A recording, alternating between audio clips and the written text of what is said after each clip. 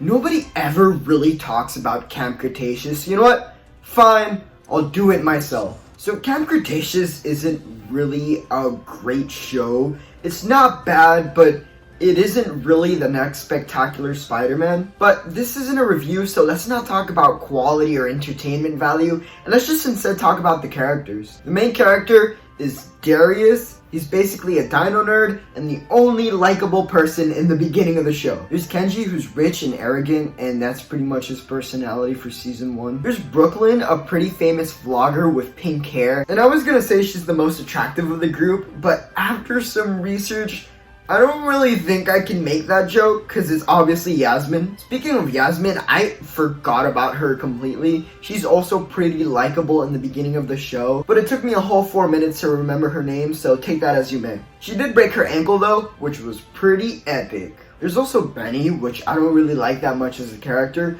but I do like what they did with him, and I like Bumpy, so he gets a pass. But you want to know who doesn't get a pass?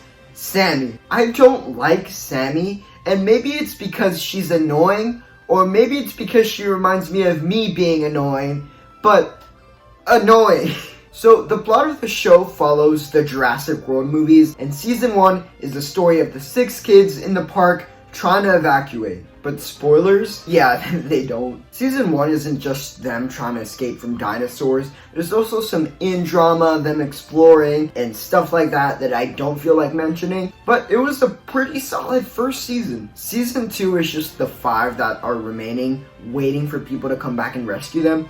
But spoilers, people don't come back and rescue them. They have 2 campers which tried to save them, but I haven't seen them in 3 seasons, so I don't know what's going on. All I can really remember from this season is that Darius has trauma from dropping Ben, which is kind of cool, and that there's this evil hunter couple which wants to kill dinosaurs, and the good guys don't want that, so they try and save the dinosaurs. And then the humans get brutally killed, so yay, dinosaurs! Oh, and also Ben used to be a guy who's really nervous about everything, but after almost dying, he turns into a macho man. He also has this trusty dino companion, Bumpy, which was pretty cute in season 1 and actually pretty helpful in season 2 and 3. Speaking of season 3, yeah, season 3 was also pretty good. We learned that 6 months have passed since they've been stuck on the island, and there's this really dangerous dinosaur called the Spinosaurus Rex on the loose, and Sammy almost dies, but she doesn't.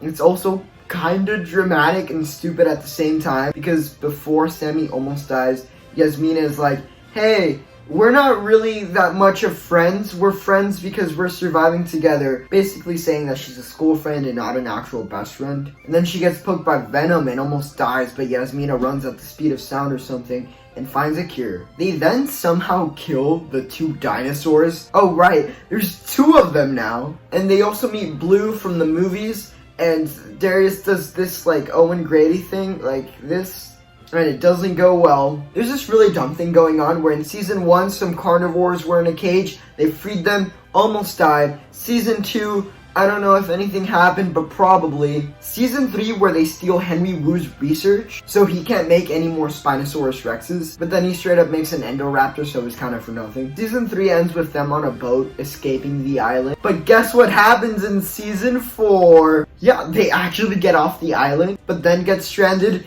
in another island. They walk into a cave, and then they're just in a desert, which was kind of interesting, I'm not gonna lie. After almost dying for like the 50th time and doing a scene which I don't think was supposed to make me laugh, but it did, they discover that the desert isn't a desert, but it's a biome for dinosaurs. They meet this random lady, then it gets boring. They meet this gamer programmer, which is a really huge jerk, but not before putting dinosaur lives ahead of their own. By the way, Gamer Rage, because I'm not gonna call him Cash, is trying to make dinosaurs battle, so the good guys gotta stop that, and them trying to stop him is literally the rest of the season, until Gamer Rage's boss shows up, and surprise, surprise, it's Kenji's father. Wow, what a twist. I mean, I didn't expect who it was, so it was a good twist for me. I'm not saying it's a bad twist.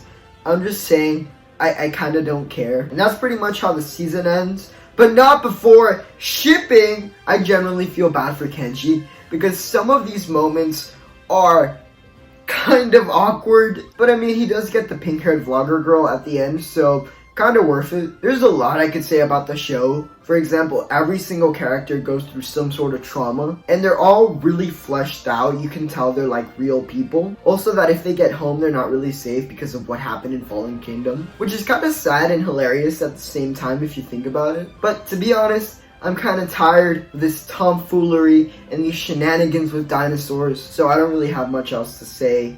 Will I watch season 5? Yeah, probably.